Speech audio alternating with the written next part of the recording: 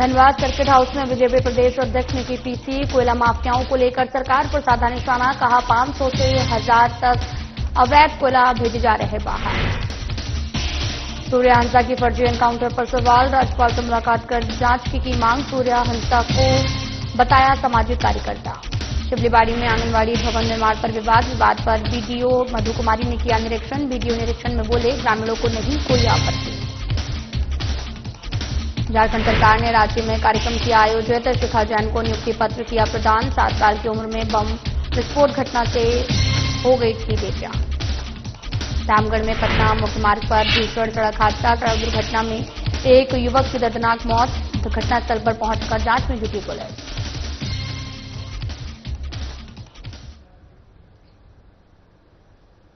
नमस्कार, मैं हूं आपके साथ अंकिता पाल। बुलेटिन की शुरुआत करते हैं। धनबाद के सर्किट हाउस में मंगलवार को आयोजित प्रेस वार्ता में झारखंड के प्रथम मुख्यमंत्री और बीजेपी प्रदेश अध्यक्ष बाबूलाल मरांडी ने रामकनाली खदान हादसे पर गंभीर सवाल उठाए हैं और आपको बताते चलें कि उन्होंने इसे कृत्रिम आपदा बताया है। मरांडी ने भी कोयला माफियाओं और जिला प्रशासन की मिलीभगत का आरोप लगाया, चेतावनी दी है, यदि सरकार कार्रवाई नहीं करती तो आने वाले समय में बीजेपी आंदोलन करेगी। उन्होंने रामकनाली खदान हादसे में मारे गए 7 लोगों की मौत को प्राकृतिक आपदा मानने से इनकार किया है और इसे पूरी तरह से कृत्रिम आपदा करार दिया है। मरांडी ने यह भी कहा कि धनबाद जिले में आए दिन ऐसी घटनाएं हो रही हैं जो सरकार और जिला प्रशासन की लापरवाही के कारण आम जनता की जिंदगी को खतरे में डाल रही हैं। उन्होंने सवाल उठाया कि यह कहना अब मुश्किल हो गया है कि कोयला माफियाओं को जिम्मेदार ठहराया जाए या जिला प्रशासन को, क्योंकि दोनों ही मिलीभगत से यहां पर बड़े पैमाने पर अवैध खनन और कोयले की लूट हो रही है। बीजेपी प्रदेश अध्यक्ष ने बताया कि स्थानीय लोगों से बातचीत में उन्हें पता चला है कि रोजाना 500 से लेकर 1000 तक ट्रक अवैध कोयला ढलने से बाहर भेजे जा रहे हैं। हाईवा ट्रकों से भी अवैध वसूली की जा रही है। मरांडी ने भी आरोप लगाया है कि कोयला माफिया अवैध खनन से होने वाली कमाई का 20 से 50 लाख रुपए तक कई स्तरों पर बांटते हैं और कोयला बेचकर मोटा मुनाफा कमाते हैं।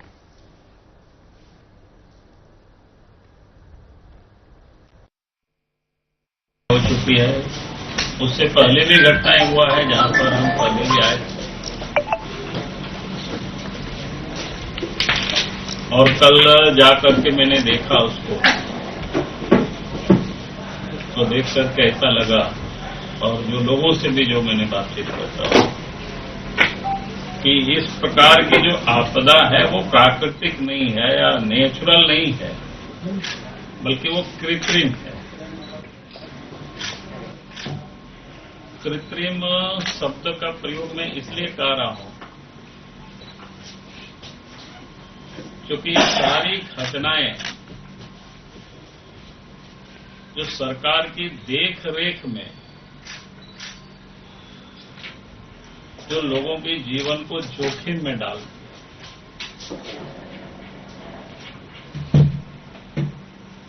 जिस प्रकार से कोयला माफिया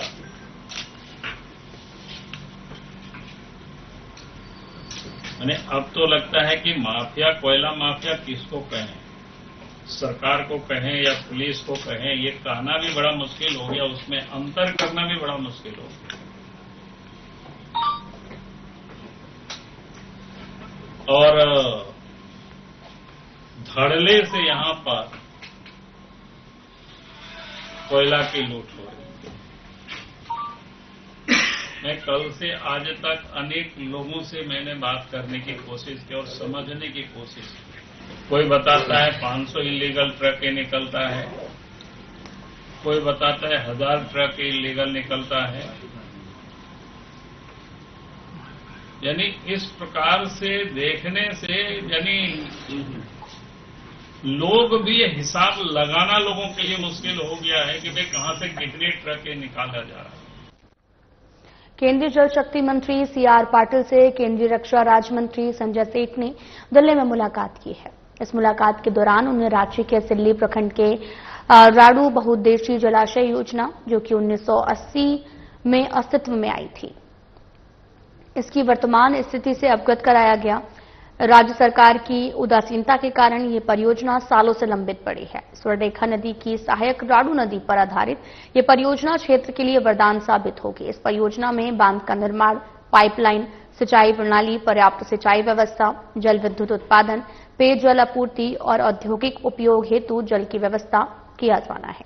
परियोजना का महत्वपूर्ण और सकारात्मक पक्ष ये भी है, इससे कोई विस्थापना नहीं होगा और इसके साथ ही इस योजना के संचालित होने से सिल्ली और राहे प्रखंड के सैकड़ों गांव को दीर्घकालिक लाभ भी प्राप्त होगा। वर्तमान समय में इस योजना को प्रधानमंत्री कृषि सिंचाई योजना के अंतर्गत AIBP घटक के अंतर्गत शामिल किया गया है, जिसमें 60% केंद्रांश का प्रावधान है। पाटिल से आग्रह किया गया है कि राज्य स्तर पर लंबित मामलों को निष्पादित करते हुए इसे संचालित करने हेतु आवश्यक दिशा निर्देश दिए जाएं, ताकि लोकसभा क्षेत्र की बड़ी आबादी को परियोजना का लाभ मिल सके।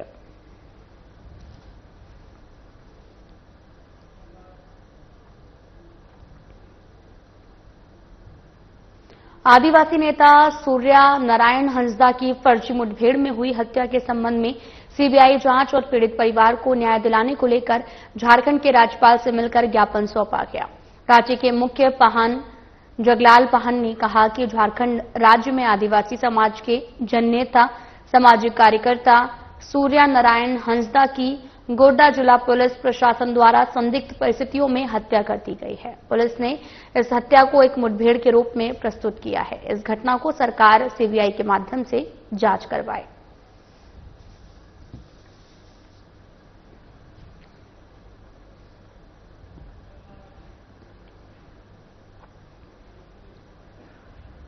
साहिबगंज जिले के बोरियो विधानसभा क्षेत्र के पूर्व बीजेपी प्रत्याशी सह आदिवासी नेता सूर्या हंसदा एनकाउंटर मामले को लेकर सीबीआई जांच की मांग तेज हो गई है। वहीं राज्य के राजनीतिक दलों के अलावा ह्यूमन राइट्स काउंसिल इंडिया के झारखंड प्रदेश अध्यक्ष उज्जवल दुबे ने प्रेस कॉन्फ्रेंस करते हुए पूरे मामले को सरकार से निष्पक्ष सीबीआई जांच करने की मांग की है।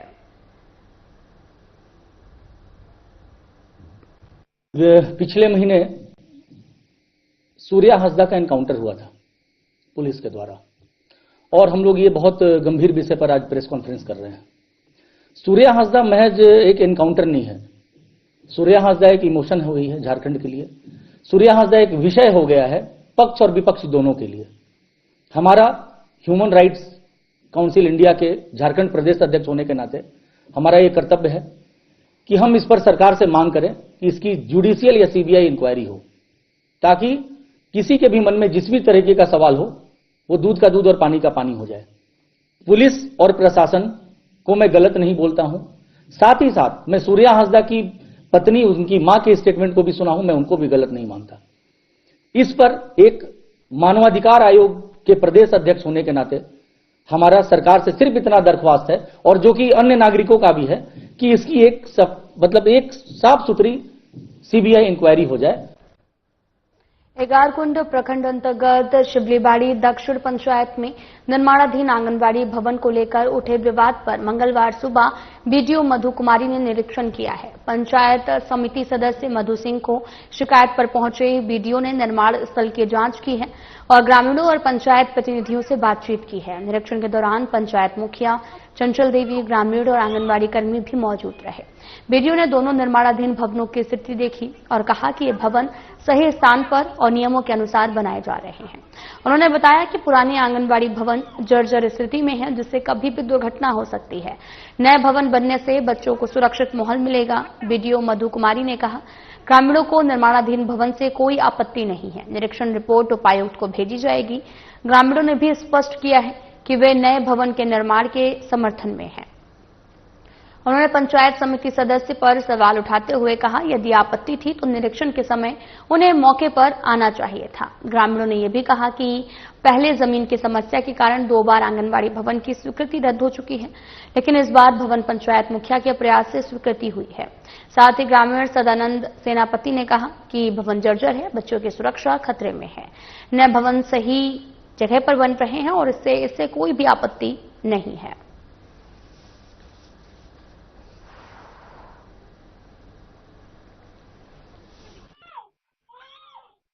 तो हमारे पास एक आवेदन आया था। हमारे पंचायत समिति के सदस्य हैं मधु सिंह जी, सिल्लीवाड़ी दक्षिण की, उनके द्वारा आवेदन दिया गया था कि जो आंगनबाड़ी अभी बन रहा है गरीब खाना में, उसका जगह जो है वो सही नहीं है, वहाँ पे नहीं बनना चाहिए।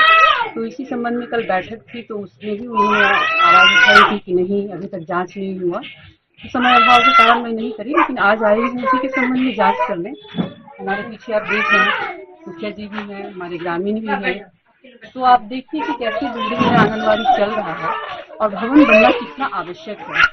अब रही बात कि कहाँ पे बनना चाहिए, तो इसका एक पोषक क्षेत्र निर्धारित होता है और उसमें बनाया जाता है, चाहे पोषक क्षेत्र का बीच में हो या बाउंड्री लाइन पे हो। तो जहाँ अभी वो गरीब खाना का जो आंगनबाड़ी बन रहा है, ग्रामीणों को कोई दिक्कत नहीं है, वो पोषक क्षेत्र के अंदर है और यहाँ पे ज्यादा मुझे लग रहा है कि हाँ सघन आबादी है और छोटे छोटे बच्चे वहाँ जा सकेंगे। हाल ही में झारखंड सरकार ने रांची में आयोजित कार्यक्रम के दौरान हजारीबाग की बेटी शिखा जैन को नियुक्ति पत्र प्रदान किया है। शिखा जैन दिव्यांग हैं, जो मात्र 7 साल की उम्र में बम विस्फोट की घटना में गंभीर रूप से घायल हो गई थी। उनकी हिम्मत और संघर्ष की कहानी पूरे झारखंड के लिए प्रेरणा बन चुकी है, जिनसे हमारे हजारीबाग संवाददाता प्रमोद खंडेवाल ने खास बातचीत की।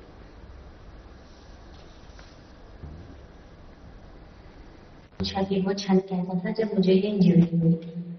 तो तब मैं 7 साल की थी। उस समय मैं अपने दोस्तों के साथ में हाइड एंड सीक खेल रही थी। मैं स्कूल से वापस आई थी और अपने घर के नीचे में अपने दोस्तों के साथ खेल रही थी और कार में बॉम्ब था और वो ब्लास्ट हुआ और मेरे स्पाइनल कॉर्ड के नर्व को डैमेज करते हुए वो अंदर चला गया। तो मानो तो अंधेरा छा गया। अब एक 7 साल की बच्ची जिसको तो अभी कुछ पता भी नहीं था कि ये सब क्या होता है, इंजरी होती है, या फिर मैंने ऐसे किसी को देखा भी नहीं था उस समय। तो मेरे लिए एक बहुत ही नया कुछ हो गया था मेरी जिंदगी में। मुझे शुरू में तो कुछ समझ में नहीं आ रहा था कि क्या हो रहा है। बच्चे खेलते थे और मैं खेल नहीं पाती थी उनके साथ में। जैसे लोग स्कूल जाते थे और मैं उस समय में जा भी नहीं पाती थी स्टार्टिंग में। तो वो सब चीज मुझे एक अजीब सा ही लगता था मुझे। वो जो अनुभव तो मैं आपको बता भी नहीं पाऊंगी मुझे कैसा महसूस होता था। लेकिन धीरे धीरे मेरी माँ ने मुझे ये बताया कि इस तरीके से हार नहीं माननी है और हिम्मत मत हो, और जो क्षण आपको जो मुश्किल लग रहा है, जो पल आपको मुश्किल लग रहा है, एक दिन यही आपकी ताकत। झारखंड स्टाफ सिलेक्शन कमीशन ने कक्षा 1 से 5वीं तक के लिए इंटरमीडिएट प्रशिक्षित सहायक आचार्य का संशोधित रिजल्ट जारी कर दिया है। पूर्व में प्रकाशित रिजल्ट को रद्द कर संशोधित रिजल्ट जारी होने से 484 सफल अभ्यर्थी कम हो गए। संशोधित रिजल्ट में कुल 4,333 अभ्यर्थियों को सफल घोषित किया गया। पूर्व में जारी रिजल्ट में 4,817 अभ्यर्थी सफल हुए। इसके लिए जेएसएससी ने झारखंड प्रारंभिक विद्यालय प्रशिक्षित सहायक आचार्य संयुक्त प्रतियोगिता परीक्षा ली थी और इसके जरिए इंटरमीडिएट प्रशिक्षित सहायक आचार्य की कुल 11,000 पदों के लिए परीक्षा हुई थी और तब 6,667 पद रिक्त रह गए थे।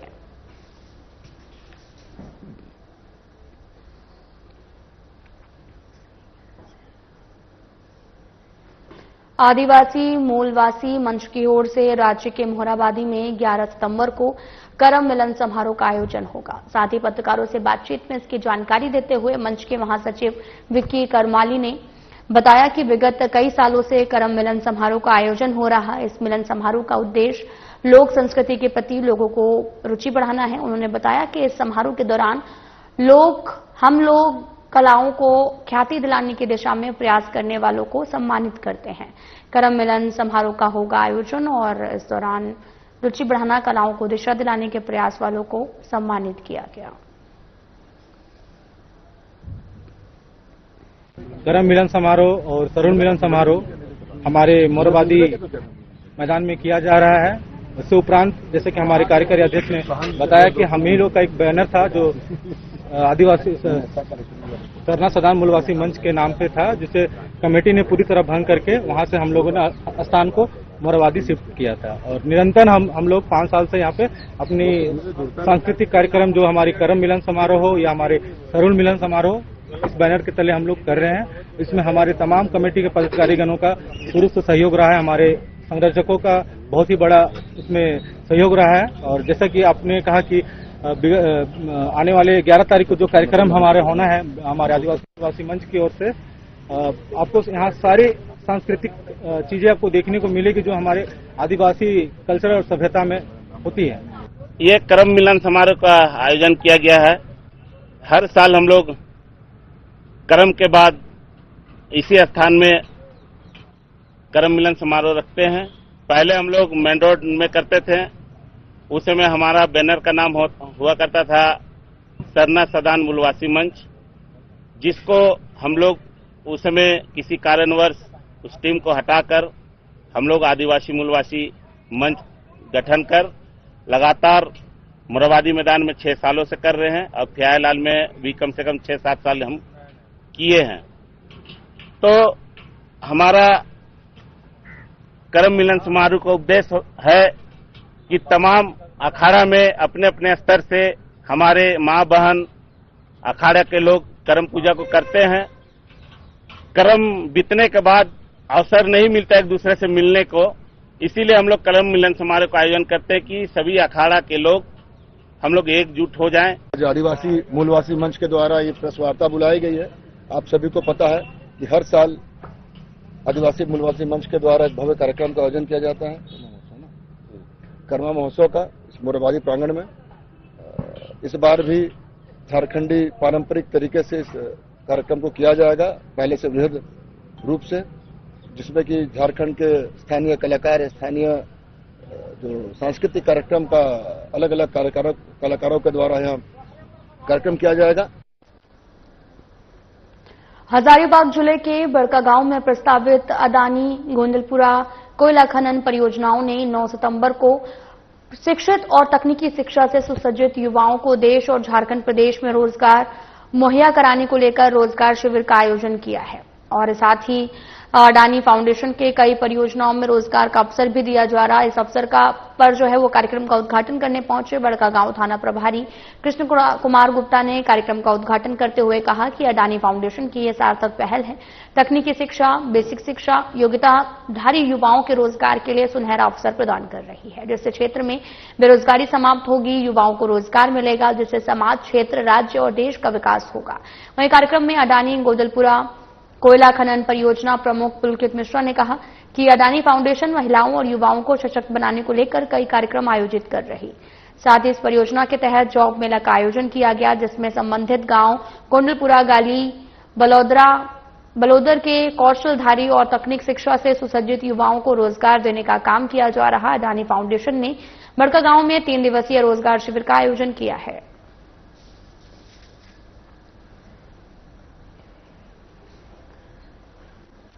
आज हमने एक जॉब मेला, रोजगार मेला आयोजित किया था।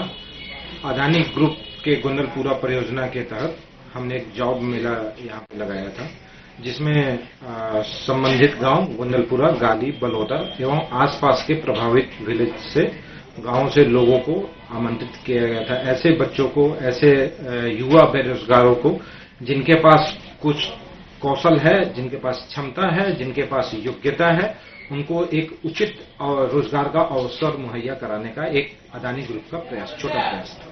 तो बड़े पैमाने पे या छोटे पैमाने पे? ये बड़े पैमाने पे किया गया है, क्योंकि अडानी ग्रुप भारत के विभिन्न राज्यों में अपने विभिन्न योजनाओं को चला रही है। इन योजनाओं के तहत भारत के विभिन्न क्षेत्रों में बहुत सारे रोजगार के अवसर उपलब्ध हैं। उन्हीं अवसरों में अडानी ग्रुप ने एक छोटा सा प्रयास किया हुआ है कि हम युवाओं को जो बड़कागांव और हमारे गोंदलपुरा प्रोजेक्ट क्षेत्र के हैं, उनको हम एक रोजगार मुहैया करा सकें। जमशेदपुर स्थित चकुलिया पर्यटन मानचित्र पर नई पहचान बनाने जा रहा। अमलागोड़ा रोड स्थित 78 हेक्टेयर भूभाग में फैला इकोलॉजिकल पार्क उद्घाटन के लिए तैयार है। अक्टूबर के प्रथम सप्ताह में मुख्यमंत्री हेमंत सोरेन इस पार्क का उद्घाटन करेंगे। ये पार्क न सिर्फ झारखंड बल्कि ओडिशा, बंगाल, बिहार के लिए अनोखा होगा, क्योंकि इतने बड़े पैमाने पर विविधताओं से भरा पार्क इन राज्यों में कहीं नहीं है।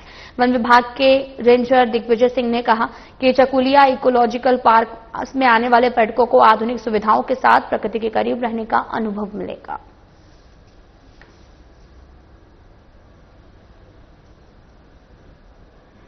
आपको तस्वीरें भी दिखा रहे हैं जो कि जमशेदपुर के पार्क की हैं, जहां पर मानचित्र पर नई पहचान बनाने जा रहा है। चकुलिया दरअसल 78 हेक्टेयर भूभाग में इकोलॉजिकल पार्क बना हुआ है। इकोलॉजिकल पार्क उद्घाटन के लिए अब पूरी तरीके से तैयार हो गया है। आपको यह भी बताते चले कि इसका उद्घाटन खुद पहले सप्ताह में यानी कि अक्टूबर के पहले सप्ताह में मुख्यमंत्री हेमंत सोरेन इस पार्क का उद्घाटन करने वाले हैं। ये पार्क न सिर्फ झारखंड का है बल्कि ओडिशा, बंगाल, बिहार के लिए भी अनोखा होगा, क्योंकि इतने बड़े पैमाने पर ये पार्क इन राज्यों में कहीं पर भी नहीं है। वन विभाग के रेंजर दिग्विजय सिंह ने कहा कि चकुलिया इकोलॉजी पार्क में आने वाले पर्यटकों को कई सुविधाओं के साथ प्रकृति के करीब रहने का अनुभव मिलेगा।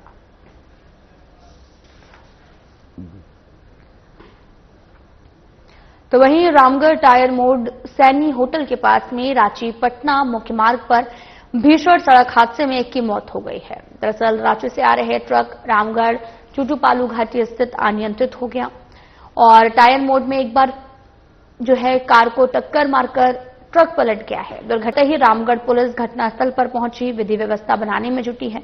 घटना के सैकड़ों की भीड़ जुट गई है। कहा कि चूटूपालू घाटी में आए दिन प्रतिदिन लगातार सड़क दुर्घटनाएं घट रही हैं। एनएचआई और जिला प्रशासन इस पर रोकथाम लगाने में पूरी तरीके से विफल दिख रहा है।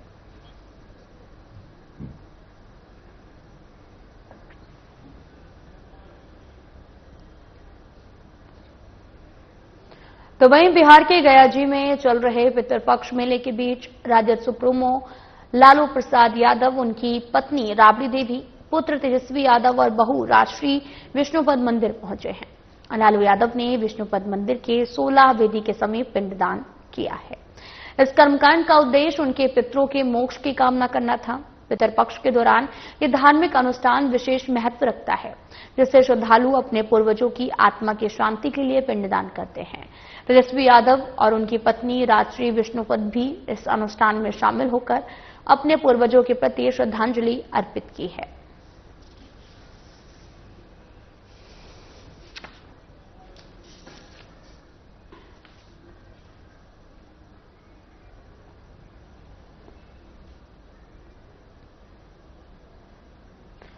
तो खबर पटना से है, जहां पर पुलिस ने सोमवार को बड़ी कार्रवाई करते हुए एक फर्जी आईपीएस अधिकारी को गिरफ्तार किया। आरोपी की पहचान फुलवारी शरीफ निवासी असलम अहमद के रूप में हुई है। दरअसल गुप्त सूचना पर रविवार को छापेमारी की गई, उसे गिरफ्तार किया गया जब वह आईपीएस की वर्दी पहने हुए था। पुलिस ने आरोपी के पास से फर्जी आईपीएस पहचान पत्र, ईमेल आईडी के print out, mobile phone, laptop बरामद किए हैं। जांच में सामने आया कि असलम अहमद सोशल मीडिया पर खुद को सीनियर आईपीएस अधिकारी बताता था। वह अपने वर्दी में खिंचवाई गई तस्वीरें शेयर करता था, लोगों को भ्रमित कर उनसे पैसे भी ऐंठता था। इस तरह उसने कई लोगों का विश्वास जीतकर ठगी का नेटवर्क तैयार किया था।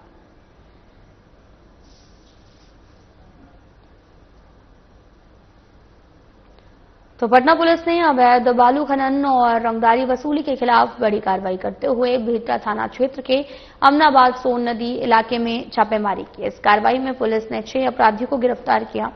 छापेमारी के दौरान एक 315 बोर की सेमी ऑटोमेटेड राइफल, एक देसी पिस्टल, 49 जिंदा कारतूस, 5 मोबाइल फोन बरामद किए हैं। पटना एसएसपी कार्तिकेय शर्मा और पश्चिमी एसपी भानु प्रताप सिंह ने बताया कि अमनाबाद सोन नदी क्षेत्र में अनीश कुमार और उसके साथी अवैध बालू खनन और रंगदारी वसूली में शामिल हैं। गिरोह का सरगना अनीस फरार है और अन्य सदस्यों की गिरफ्तारी के लिए छापेमारी जारी है।